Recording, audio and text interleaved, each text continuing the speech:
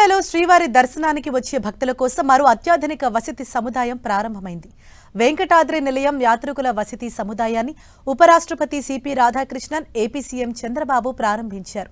ముందస్తు బుకింగ్ లేకున్నా భక్తులకు వసతి కల్పించేలా 102 కోట్లతో నూతన కాంప్లెక్స్ నిర్మాణం చేపట్టారు. ఇందులో ఒకేసారి 4000 మందికి ఉచిత వసతి సౌకర్యం కల్పించనున్నారు. 16 డార్మిటరీలు, 2400 లాకర్లు, 26 గంటలు వేడినీటి సదుపాయం ఇందులో ఉన్నాయి. PIC5 ప్రాంగణంలో ఒకేసారి 80 మంది తలనీలాల సమర్పణకు వీలుగా కళ్యాణకట్ట ఏర్పాటు చేశారు.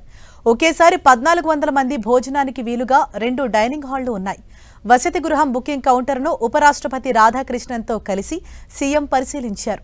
నూతన వసతి గృహంలో తొలి బుకింగ్ టోకెన్ను భక్తులకు అందించారు. ఈ కార్యక్రమంలో మంత్రులు Lokesh, Anam Ramanarayana Reddy, Anagani Satyaprasad, TTD chairman BR Naidu, EO Anil Kumar Singhal పాల్గొన్నారు.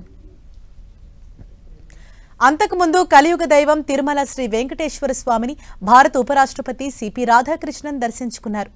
ఉదయం శ్రీవారి సేవలో పాల్గొన్నారు. కుటుంబ సభ్యులతో కలిసి ఆలయ మహాద్వారం వద్దకు చేరుకున్న ఉపరాష్ట్రపతికి తిరుమల తిరుపతి దేవస్థానం అధికారులు స్వాగతం పలికి దర్శన ఏర్పాట్లు చేశారు. అనంతరం రంగనాయకుల మండపంలో వేద పండితులు ఆశీర్వచనం చేసి శాలువాతో సత్కరించారు. అనంతరం TTD chairman BR Naidu, EO Anil Kumar Singhal ఉపరాష్ట్రపతికి స్వామివారి తీర్థ ప్రసాదాలను, చిత్రపటాన్ని అందజేశారు. భారత 15వ ఉపరాష్ట్రపతిగా సిపి రాధాకృష్ణన్ బాధ్యతలు చేపట్టిన తర్వాత తొలిసారి రాధాకృష్ణన్ తిరుమల శ్రీవారిని దర్శించుకున్నారు.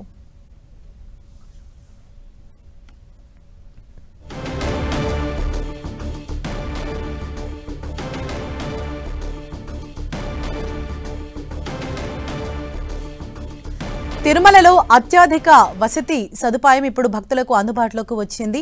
నిత్యం తిరుమల కొండకు వేలాది మంది భక్తులు దర్శనం కోసం వస్తూ ఉంటారు. అయితే అలా వచ్చిన వాళ్ళు కొంతమంది ముందుగానే రూమ్స్ బుకింగ్ అన్నది చేసుకోకుండా అక్కడికి వస్తారు. అటువంటి వాళ్ళకి ఎటువంటి బుకింగ్ కూడా అవసరం లేకుండా అప్పటికప్పుడు వాళ్ళకి ఆ వసతి సౌకర్యం కల్పించేందుకు వీలుగా ఇవాళ ఈ ఉచిత వసతి గృహాన్ని సీఎం చంద్రబాబు ప్రారంభించారు. ఉపరాష్ట్రపతితో కలిసి ఆయన ప్రారంభించడం జరిగింది.